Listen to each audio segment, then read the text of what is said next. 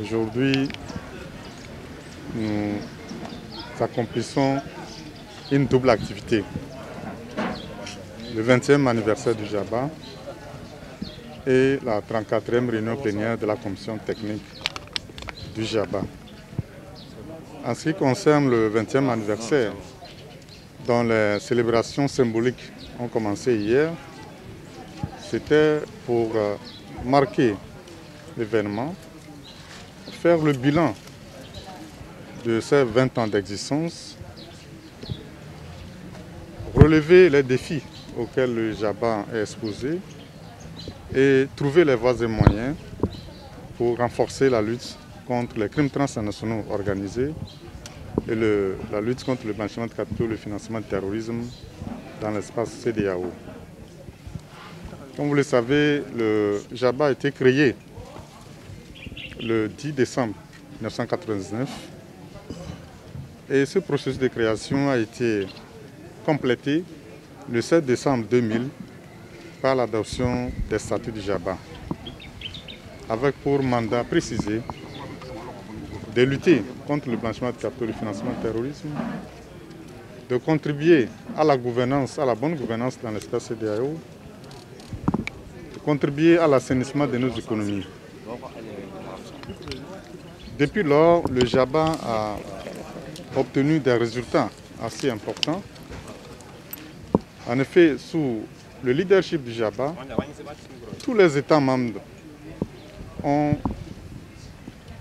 adopté des dispositifs juridiques et institutionnels.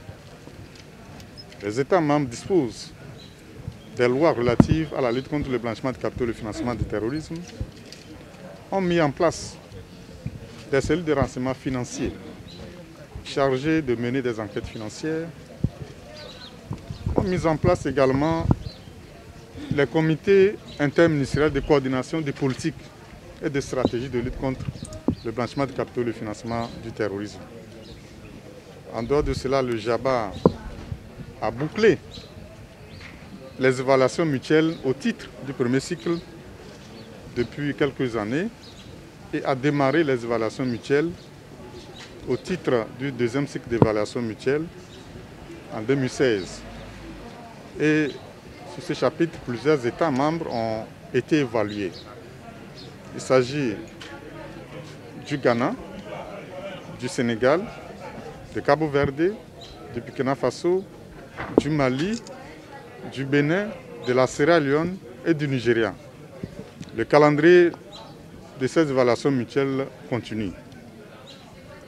En dehors de cette mission d'évaluation mutuelle, le JABA conduit les études de recherche et de typologie pour comprendre les risques, les méthodes et les tendances et les techniques utilisées par les criminels pour commettre le blanchiment de capitaux et le financement du terrorisme. Et sur ce plan, le JABA a à ce jour plus d'une vingtaine de rapports de typologie pour aider les États membres à comprendre donc, les risques de blanchiment de capitaux et le financement du terrorisme auxquels ils sont exposés et surtout les mesures à prendre pour les endiguer.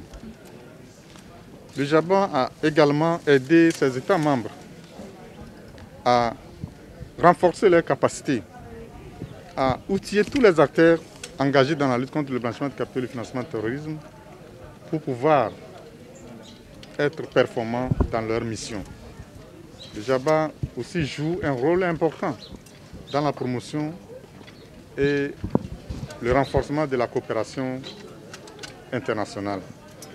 En fait, lorsqu'un pays est évalué, il lui est donné le temps de prendre des mesures pour corriger les lacunes identifiées.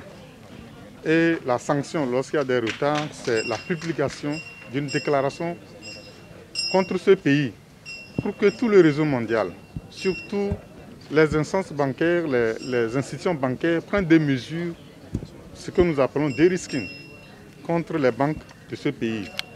Donc ces sanctions se ressentent au niveau des transactions financières entre les banques du pays et les autres institutions bancaires à l'échelle mondiale. En fait, c'est une réponse très optimiste et cela nous donne espoir que non seulement le pays aussi va prendre des mesures pour améliorer et renforcer son dispositif juridique et institutionnel, mais aussi accompagner le JABA dans la mise en œuvre de son mandat. Donc, on doit